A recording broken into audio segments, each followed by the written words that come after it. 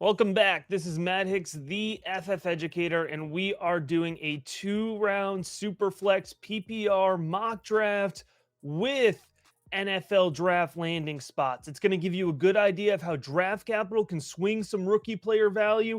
It's going to really highlight some tier breaks through the first 2 rounds of your rookie drafts, and it's going to be a lot of fun. So let's get to it. All right, for this mock draft, I used a recent 7-round NFL draft produced by Shane Hallam at the Draft Countdown. On top of that, I want to point out that every single player in this mock draft has a full rookie profile breakdown at my YouTube channel, Rookie Big Board. So you can head on over there or to my Patreon, patreon.com/Rookie Big Board, to get access to these profiles in full player analysis. But let's go ahead and start off here with the 101. He's been the 101 in every mock draft, and there's no need to get spicy here. It's going to be Bijan Robinson because the landing spot is spicy enough on its own.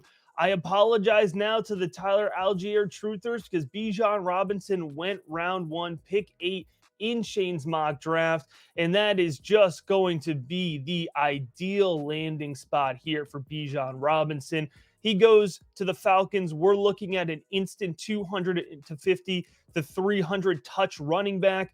He's probably looking at about 75 to 80 targets right away on top of his rushing load. It would be an ideal landing spot. It would really solidify Bijan as the 101 of dynasty running backs. We're going to go to 102 here, and this is where we're going to get into a tier of 5 picks. I went with Bryce Young here at 102. This is a pretty chalk pick, and I think we can start talking about this one as an almost reality, with Bryce Young going 2nd overall here to the Houston Texans. Now, the Houston Texans have started to add some pieces that suggest they're moving in the right direction.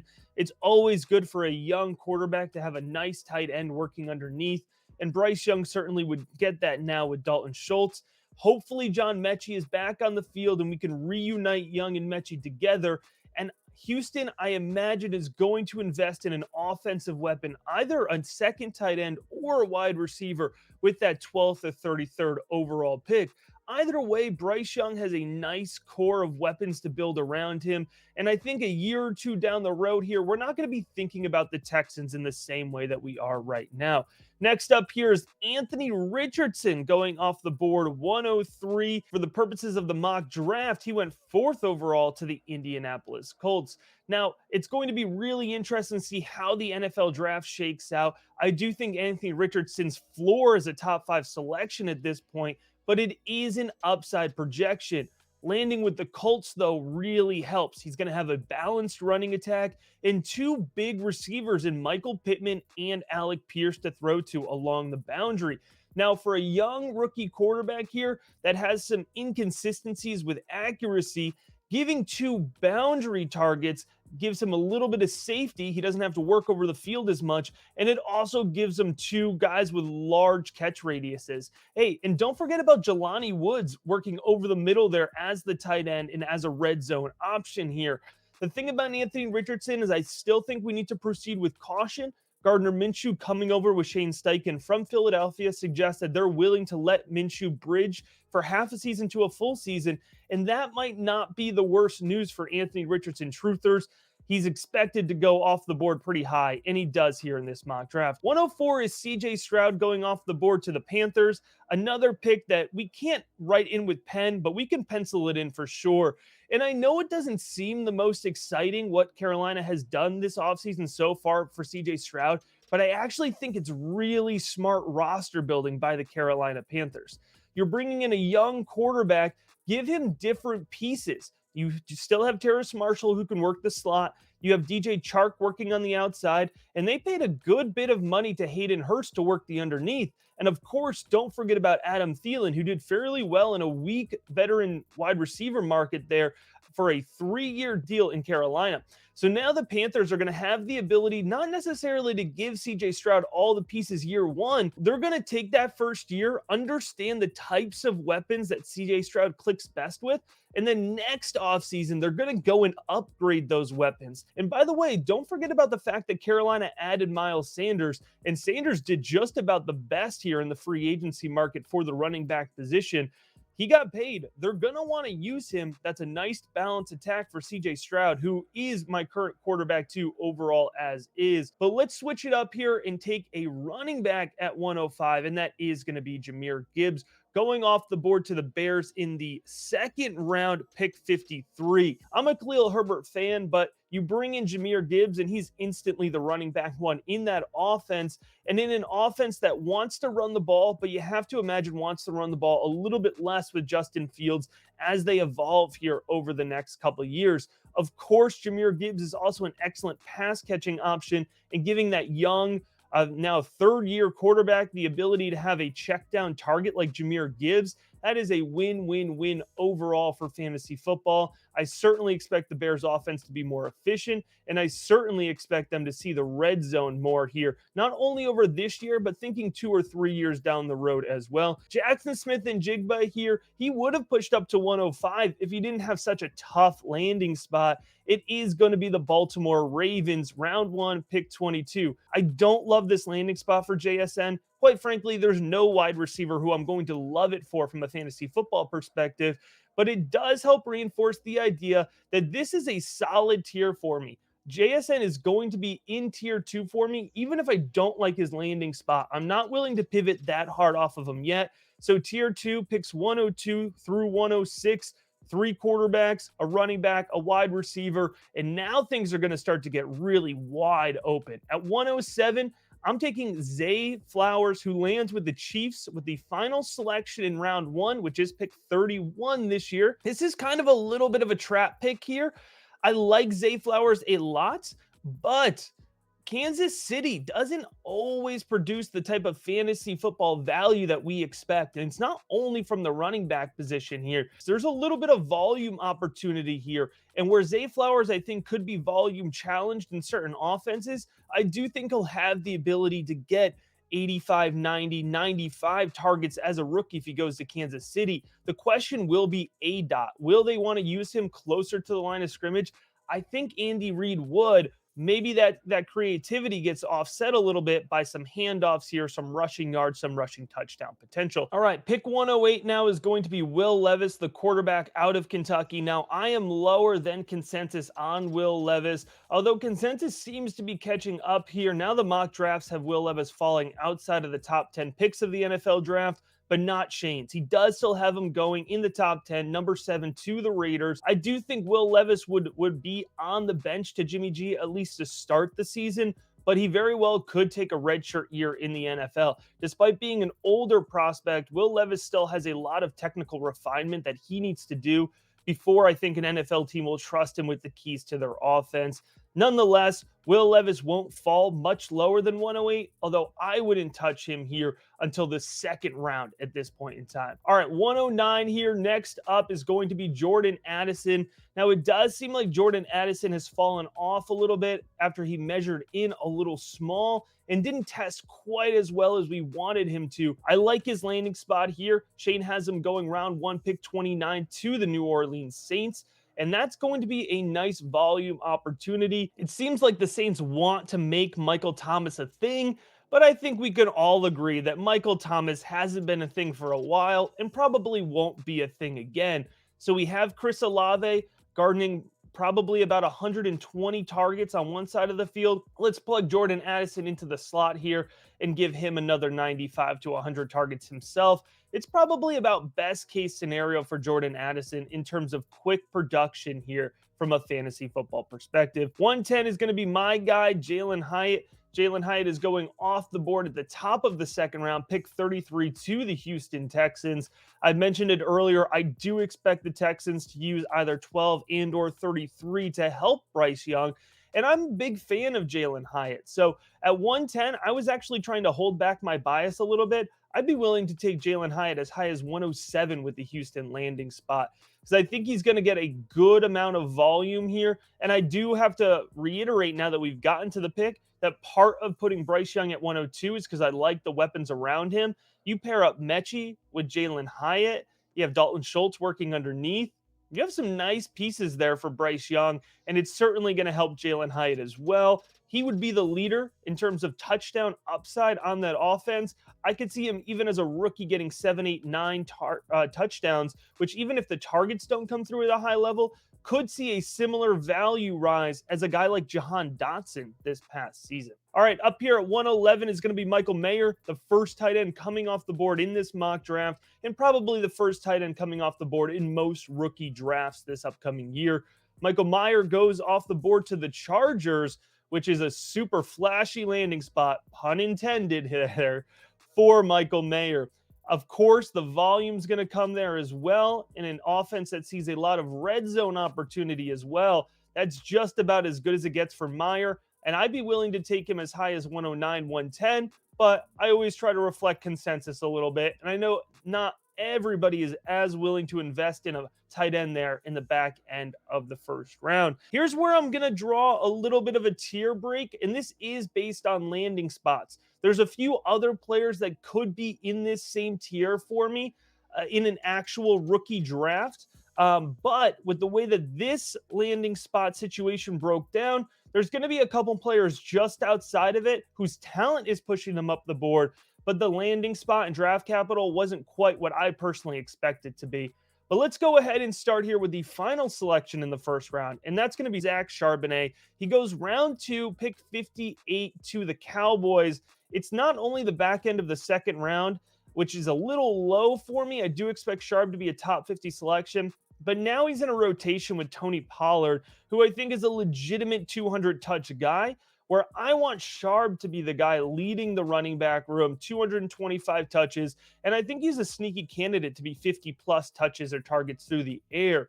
So Sharp, I think in most rookie drafts is more in that 107, 108 range in Superflex leagues, but he does fall a good bit here because he didn't get a nice landing spot. Still, I would choose the talent over the landing spot with Sharp, and I'd take him a little bit higher, but I do expect that Dallas landing spot would scare a lot of folks off. All right, next up here, we have Quentin Johnston, wide receiver out of TCU, and yes, I realize he fell further than expected in this mock draft, so I'm leaning into the hater a little bit here.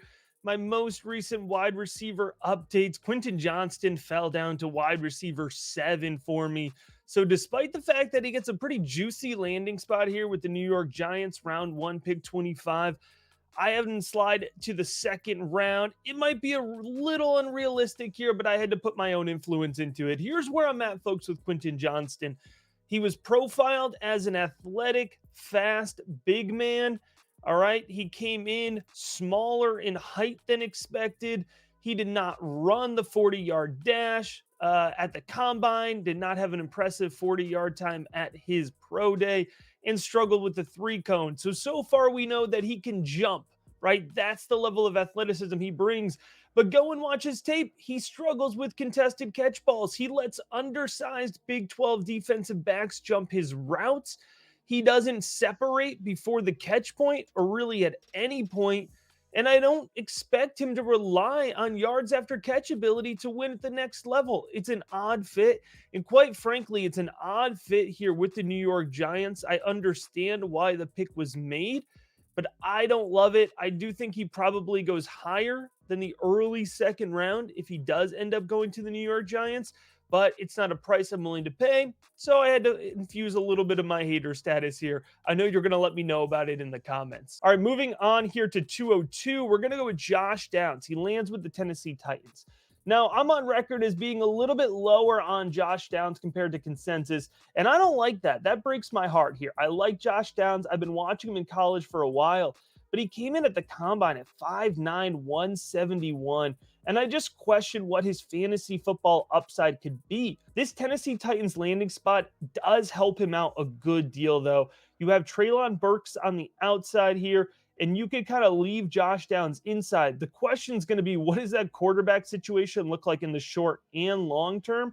So there's going to be some instability here. But quite frankly, I think Josh Downs is one of those players insulated into an ADP around the early to mid-second round because folks have been waiting so long to get them on their rosters, playing Devy or just watching college football over the last couple of years. Next up here is going to be Darnell Washington. Yes, I'm taking a tight end 203 for a couple reasons. One, I love Darnell Washington. I know he wasn't super productive at Georgia, but context matters, folks, and he wasn't needed to be super productive at Georgia. I do think NFL teams are going to like him, and I like this landing spot. Of course, with Darren Waller moving on, this is a natural opportunity for Washington to come in and see 70 or 80 targets in his rookie season, which would be much more than he saw total in college, but isn't totally unrealistic. Washington has a large frame. He's athletic, and they're going to want to target him in the end zone, especially in this Raiders offense that doesn't have a ton of red zone targets.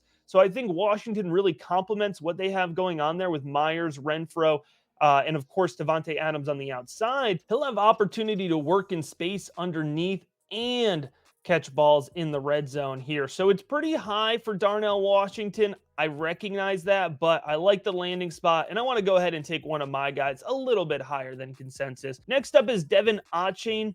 Devon Achane goes to the Eagles in the back end of the second round, pick 60 here in this NFL mock draft, and it's a bit of a flashy pick, right? Because you're going to pair him with Kenny Gainwell, which is a similar play style, but I think most folks would agree that although I like Kenny Gainwell, Devon Achane is going to be an upgrade, both in terms of being able to run in between the tackles and being an extension of the passing game. So if Achane goes to the Eagles, we're going to be looking at a decent volume projection, which means we're going to be looking at some good fantasy football ADP. Next up here, 205 is Dalton Kincaid.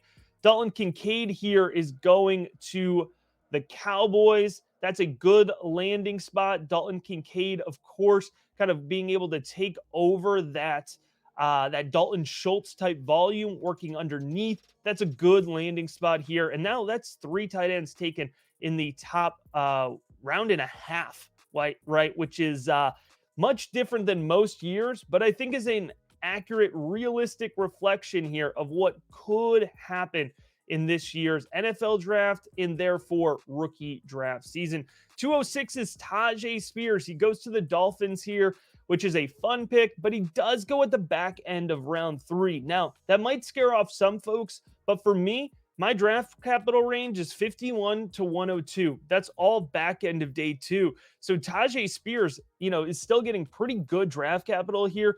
And he's got an opportunity with the Dolphins to earn a good volume load. If they could get a guy like Tyjae Spears coming in, he could really take the lead here. He probably would still rotate at least with Mostert, and Wilson would get in there. So it might be a little bit of a fantasy football headache, but he has so much momentum and hype building right now that I do think he would still go off the board in the middle of the second round, even with a potentially confusing landing spot. Hey, how about 207 here? This is going to be my guy, Marvin Mims.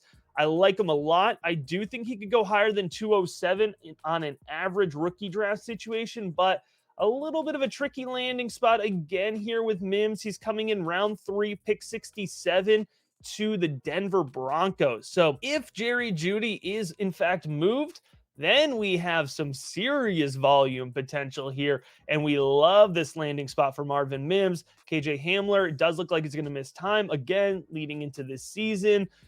Tim Patrick, Cortland Sutton are, of course, there, but Marvin Mims gives a totally different skill set to that offense.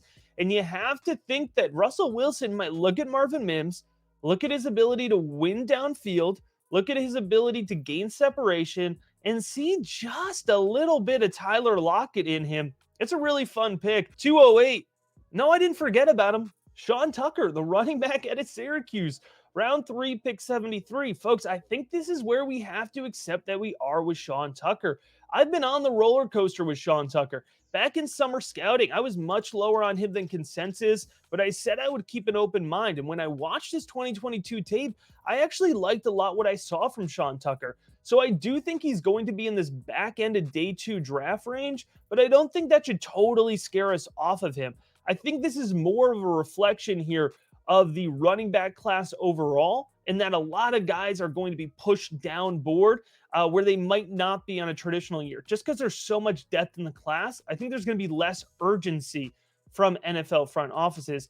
Nonetheless, here though, Sean Tucker goes off the board to the Houston Texans, which again gets a little messy. But I never thought Dameon Pierce was the long-term lead volume guy, and I think that the indications out of Houston have continued to suggest that. Going off the board here, 209 is Hendon Hooker, round 2, pick 47 to the Washington Commanders.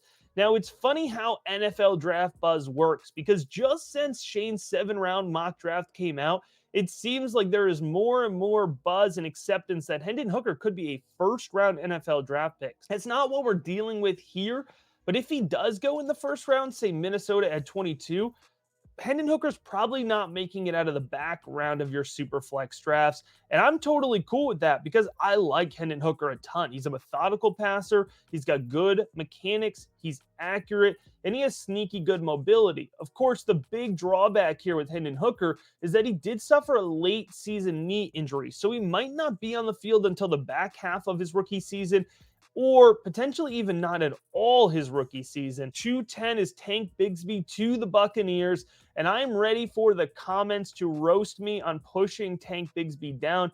And please feel free to do it because I love the interaction. And I actually love Tank Bigsby. Just don't love the landing spot here. He goes to the Buccaneers, round 3, pick 82, and he's got to split time with Rachaad White, who is somebody that I like a lot as well, and on an offense that I don't expect to be efficient with either Baker Mayfield or Kyle Trask running that offense.